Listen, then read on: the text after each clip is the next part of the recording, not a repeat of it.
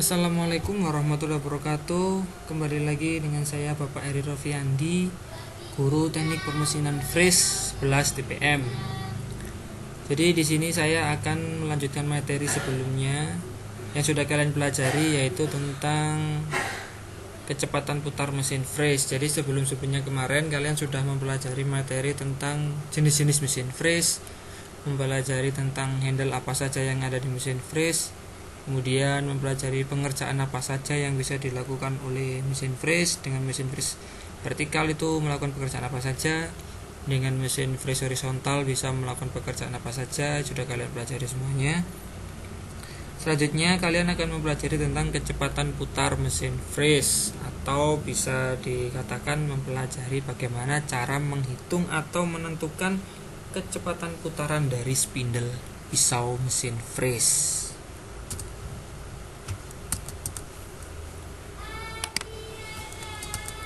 Oke, yang dimaksud dengan parameter pemotongan pada proses pengefreezan adalah informasi berupa dasar-dasar perhitungan, rumus, dan tabel-tabel yang mendasari teknologi proses pemotongan atau penyayatan pada proses pengefreezan. Nah, parameter pemotongan itu sendiri yang pertama meliputi kecepatan potong. Nah, kecepatan potong atau cutting speed. Yang selanjutnya yaitu kecepatan putaran mesin atau RPM atau rotasi mesin, kecepatan pemakanan feeding, dan waktu proses mesinannya atau waktu proses pemakanannya.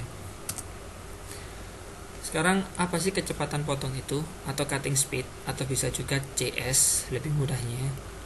Nah, kecepatan potong adalah kemampuan alat potong menyayat bahan dengan aman, menghasilkan total dalam satuan panjang per waktu, yaitu satuannya yaitu meter per menit. Jadi satuan dari CS ini nanti, satuan dari kecepatan potong adalah meter per menit atau feet per menit. Pada gerak putar seperti pada mesin fresh, kecepatan potongnya atau CS-nya adalah keliling lingkaran benda kerja Pi dikalikan dengan N. Jadi Pi dN per 1000. Jadi ini adalah rumus patokan atau rumus pusat, atau bisa dikatakan rumus paten untuk mencari CS, untuk mencari cutting speed. Jadi CS sendiri, CS ini adalah kecepatan potong. Pi adalah nilai konstanta atau nilai dari 3,14. Jadi Pi ini nilainya adalah 3,14. Jadi ini adalah tetap, nggak bisa dirubah-rubah. Kemudian dikalikan D. D sendiri adalah diameter alat potong. Nah, diameter ini nanti bisa nilainya berubah-ubah, tergantung kalian menggunakan diameter pisau berapa. Kemudian dikalikan N. N adalah putaran mesin atau benda kerja, atau kalau dalam mesin bubut itu putaran benda kerja, kalau dalam mesin fresh adalah putaran pisaunya nanti. Jadi satuannya adalah RPM, rotasi per menit. Nah, ini CS sama dengan PDN dikalikan 1000. Nah, 1000 adalah nilai tetap. Dari mana 1000? Nah, 1000 adalah CS, satuannya adalah meter per menit, ya. Sedangkan diameter pisau satuannya milimeter. Jadi meter ke milimeter adalah dalam tangga matematika kilometer, hektometer, dekameter. Dari meter ke milimeter itu turun 3. Jadi meter, deka, senti, mili. Jadi turun 3 tangga, maka 3 tangga itu adalah 1000. Meter, deka, senti, mili. Meter, desi, senti, mili. Meter, desimeter, sentimeter, milimeter. Sorry ya, tadi salah. Jadi CS ini satuannya meter per menit. Kalau N adalah rotasinya RPM, satuan rotasi per menit. Jadi kenapa ini ada 1000? Maka dari meter ke milimeter, D ini satuannya milimeter, CS ini satuannya meter. Jadi meter, desi, senti, mili harus dibagi 1000. Nah, pada prinsipnya kecepatan pemotongan suatu material tidak dapat dihitung secara matematis karena setiap material memiliki kecepatan potong sendiri-sendiri. berdasarkan karakteristiknya dan harga kecepatan potong dari setiap material itu dapat dilihat dalam tabel. Nah, jadi nilai CS atau nilai cutting speed itu sebenarnya sudah ditentukan sesuai dengan bahan yang akan kalian kerjakan. Misalkan kalian akan mengerjakan baja lunak, maka CS-nya antara 18 sampai 21 meter per menit. Kalau besi tuang, ini besi yang lebih keras, jadi lebih pelan, antara 14 sampai 17 meter per menit. Perunggu 21 sampai 24 meter per menit. Nah, jadi di sini CS itu sudah ditentukan, nilai dari cutting speed sudah ditentukan tergantung dari jenis bahan yang akan kalian kerjakan atau kalian freeze. Nah, nantinya kalian tinggal mencari N. N tadi adalah rotasi dari mesin atau spindle. Nah, rumusnya ya dang yang tadi dari sini CS sama dengan PdN per 1000. Kalau CS sudah diketahui, maka kita akan mencari N. Nah, bagaimana rumus cara mencari N? Nah, berikut adalah rumus cara mencari N, yaitu CS cutting speed dikalikan 1000 dibagi Pi dikalikan D. Saya ulangi, N yaitu putaran mesin sama dengan CS cutting speed dikalikan 1000 dibagi Pi dikalikan D. Nah, satuan CS dalam meter per menit itu sudah pasti, nilainya sudah diketahui. Sedangkan satuan diameter pisau dalam milimeter. Nah, makanya kenapa harus ada 1000? Karena meter ke mili turun 3 tangga, meter, desi, senti, mili. Sampai sini, kalau kalian belum paham, bisa ditanyakan kepada saya melalui jaringan pribadi. Akan saya jelaskan melalui voice note atau bisa saya jelaskan dalam bentuk video tulisan. Nah, untuk contoh penggunaan rumusnya, kita baca soal berikut. Sebuah baja lunak akan dilakukan proses pengefrisan dengan pisau freeze cell and mill. Pisaunya adalah pisau freeze and mill berdiameter 50. Nah, D-nya berarti D sudah diketahui, D-nya 50. Dengan kecepatan potong cutting speed 25 meter per menit. CS-nya diketahui 25 meter per menit. Berarti kita tinggal mencari N. N itu apa tadi? N adalah rotasi mesin atau putaran mesin. Satuannya adalah RPM.